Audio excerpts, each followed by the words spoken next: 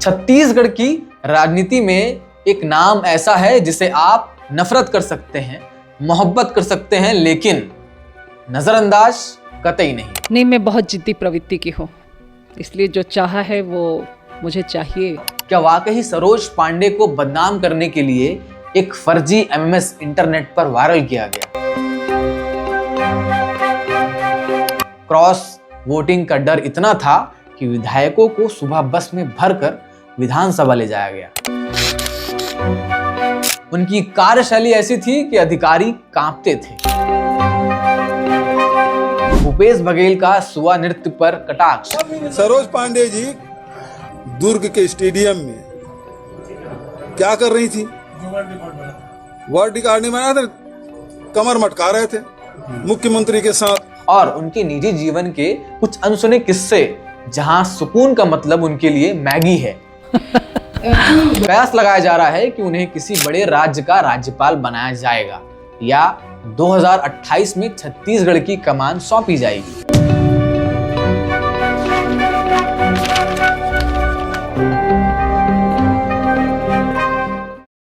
कल्पना कीजिए एक ऐसी लड़की की जिसकी आंखों में एक प्रोफेसर बनने का सीधा साधा सपना था, लेकिन नियति उसे खींच लाई राजनीति के उस दलदल में जहां या तो आप शिकार होते हैं या आप शिकारी बन जाते हैं।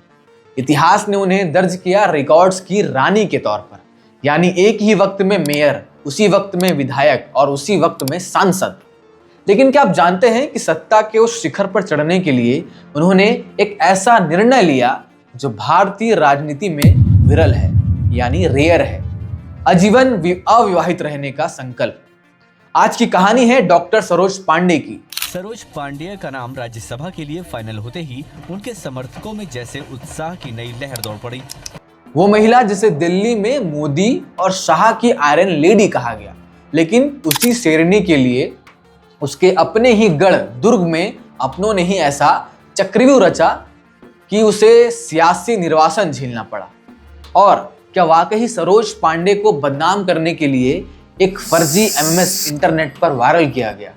और सबसे बड़ा सवाल, फरवरी 2026 की इस शांत दिख रही सरकार के भीतर क्या आज भी सरोज दीदी की मर्जी के पत्ता नहीं हिलता?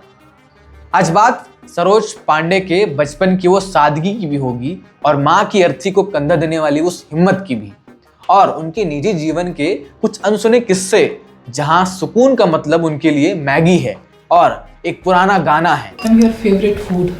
मैगी। आप फुर्सत के लम्हों में क्या करते हैं? घर पे रहती हूँ, घर के काम करना चाहती हूँ। गाना पसंद है आपको सुनना? रुक जाना नहीं तू कभी हार के मेरा सबसे फेवरेट सॉन्ग है। यदि सरोज पांडे को खुश करना है कोई एक चीज देकर, वो चीज क्या होगी? छोटा बच्चा जिसके साथ प्यार से खेल सकूं। कुर्सी की पेटी बांध लीजिए, क्योंकि आज हम सिर्फ कहानी नहीं सुनाएंगे। आज हम उस पावर गेम की परतों को बेनकाब करेंगे जिसके बारे में लोग सिर्फ दबी जुबान पर बात करते हैं। ये वीडियो सिर्फ एक बायोग्राफी नहीं है, यह सत्ता, त्याग और षड्यंत्र का वो आईना है जिसे देखने के बाद आप छत्तीसगढ़ की राजनीति को दोबारा कभी पुराने नजरिए से नहीं देख पाएंगे। नमस्कार, मेरा नाम मनीष है और आप द लोक रस के वश में हैं। तो चलिए इस दिलचस्प कहानी को शुरू करते हैं, मगर उससे पहले आप सभी से मेरी एक छोटी सी फरमाइश है। आपको लाल रंग का बटन दिख रहा होगा जिसमें अंग्रेजी में सब्सक्राइब लिखा है, उसे टीप दीजिए और हमारे साथ आजीवन के लिए जुड़ जाइए। सब्सक्राइब कर लीजिए, विनम्र निवेदन है, और इसे अंत तक जरूर देखिएगा क्योंकि अंत में कुछ और खास है। एक चौंकाने वाला नाम राज्यसभा सांसद सरोज पांडे का भी हो सकता है। सरोज पांडे ने विधानसभा चुनाव नहीं लड़ा है, लेकिन फिर भी सीएम की रेस में उनका नाम शामिल है। उन्हें इतिहास अक्सर विजेताओं का लिखा जाता है, लेकिन कुछ किरदार ऐसे होते हैं जो खुद एक जीवित इतिहास बन जाते हैं। छत्तीसगढ़ की राजनीति में एक नाम ऐसा है जिसे आप नफरत कर सकते हैं, मोहब्बत कर सकते हैं, लेकिन नजरअंदाज कतई नहीं। हम बात कर रहे हैं डॉक्टर सरोज पांडे की, जिनका जन्म 22 जून 1968 में भिलाई के एक मामूली बीएसपी क्वार्टर में हुआ। उनके पिता श्यामजी पांडे यूपी से आए एक शिक्षक और बीएसपी स्कूल के प्रिंसिपल रहे। घर में सादगी और अनुशासन का माहौल था। सरोज पढ़ने में मेधावी छात्रा थी।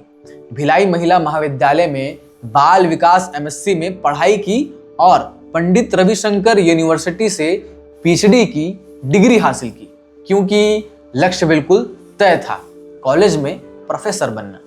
लेकिन 1999 में किस्मत ने एक ऐसा मोड़ लिया जिसकी किसी ने कल्पना नहीं की थी। बीजेपी को दुर्ग महापौर के लिए एक बेदाग और शिक्षित चेहरे की तलाश थी। पिता जनसंघी विचारधारा के थे। संगठन का दबाव बढ़ा और सरोज को राजनीति में उतारा गया। यही उन्होंने वो फैसला लिया जो आज भी चर्चा में रहता है, आजीवन अविवाहित रहने का संकल्प। उन्होंने कहा था, अगर मुझे जनता के हर आंसू को पोंछना है तो मैं खुद को एक घर की 4 दीवारी में कैद नहीं कर सकती। यह एक युवती के लिए किसी अग्नि परीक्षा से कम नहीं था। साल 2000 में वो मेयर बनी। उनकी कार्यशैली ऐसी थी कि अधिकारी कांपते थे। सुबह 5 बजे वो खुद सड़कों पर उतर जाती थी। उन्होंने शहर की शक्ल बदल दी थी और सफाई और सड़कों का चकाचक इंतजाम कर दिया था। फिर आया साल 2009। सरोज ने वो बुलंदी छुई जिसे गिनीज और लिम्का बुक ने सलाम किया। वो एक साथ दुर्ग की महापौर, वैशाली नगर की विधायक और दुर्ग की लोकसभा सांसद चुनी गई। इसी दौरान दिल्ली में उनका कद बढ़ा और प्रधानमंत्री नरेंद्र मोदी की विश्वसनीय बन गई। एक बार तो मोदी जी ने उनके लिए अपना प्रोटोकॉल तोड़कर हेलीकॉप्टर की सीट तक छोड़ दी थी। आज भी सरोज रैलियों में कहती है कि उनके पास अपनी निजी संपत्ति नहीं है, जो है पिता की विरासत है। ये सादगी बनाम सत्ता का एंगल उन्हें दूसरे नेताओं से अलग खड़ा करता है। लेकिन राजनीति जितनी चमकदार दिखती है उतनी ही काली भी हो सकती है। इंटरनेट के किसी कोने में एक गुमनाम ब्लॉग पैदा हुआ। उस ब्लॉग में एक तथाकथित वीडियो यानी एमएमएस का जिक्र किया गया, जिसे लेकर स्थान स्तर पर कुछ राजनीतिक विरोधियों ने खूब शोर मचाया था।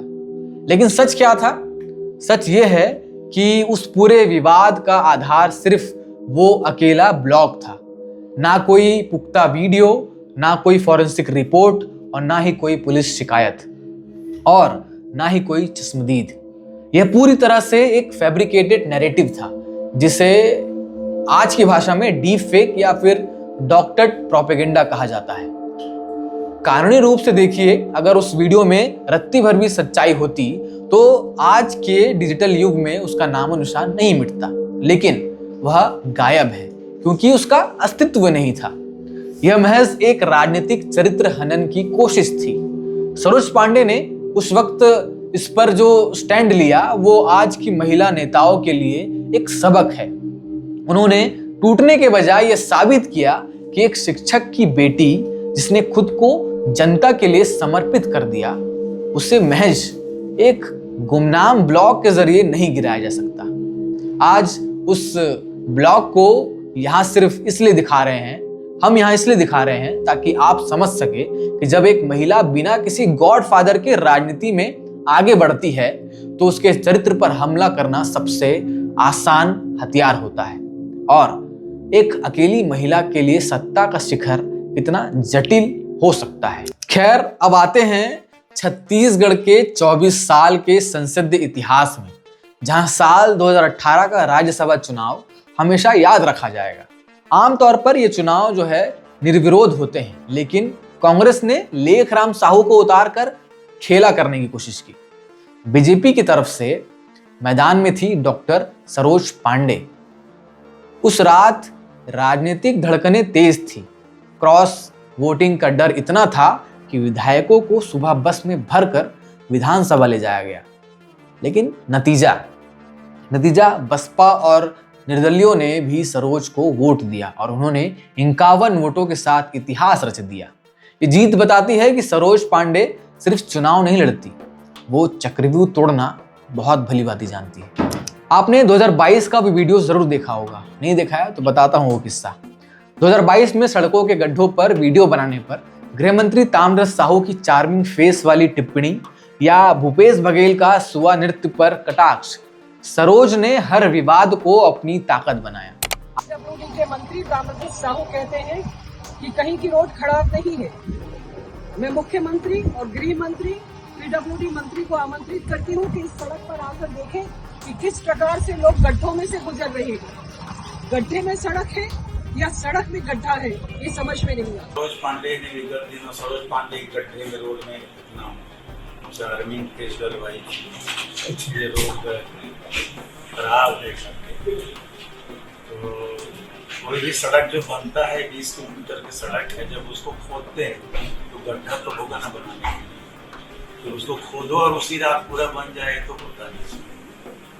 गड्ढे की जगह हम खड़े हो बनाना, वैसी कहीं अच्छा चिकना सड़क दिख रहा है वहां भी खड़े हो फोटो खींचना तो ज्यादा अच्छा लगेगा। आज 2026 में भले ही वो सीधे सदन में नहीं है, लेकिन साय कैबिनेट में उनका खास सिपाही गजेंद्र यादव का मंत्री बनना ये साबित करता है कि चाबी आज भी पांडे निवास के पास है। वो आज भी बीजेपी की राष्ट्रीय उपाध्यक्ष हैं। कयास लगाया जा रहा है कि उन्हें किसी बड़े राज्य का राज्यपाल बनाया जाएगा या 2028 में छत्तीसगढ़ की कमान सौंपी जाएगी। तो ये थी डॉक्टर सरोज पांडे, एक शिक्षक की बेटी जिसने प्रोफेसर बनने का सपना देखा लेकिन बन गई छत्तीसगढ़ की सबसे पावरफुल महिला। मां के निधन पर अर्थी को कंधा देकर उन्होंने समाज को आईना दिखाया तो षड्यंत्रों को मात देकर अपनी साख बचाई। छत्तीसगढ़ की जनता को उनसे शिकायत है कि वो दिल्ली जाकर बड़ी हो गई हैं, लेकिन हकीकत ये भी है कि उनके जैसा फिनिक्स दूसरा कोई नहीं है।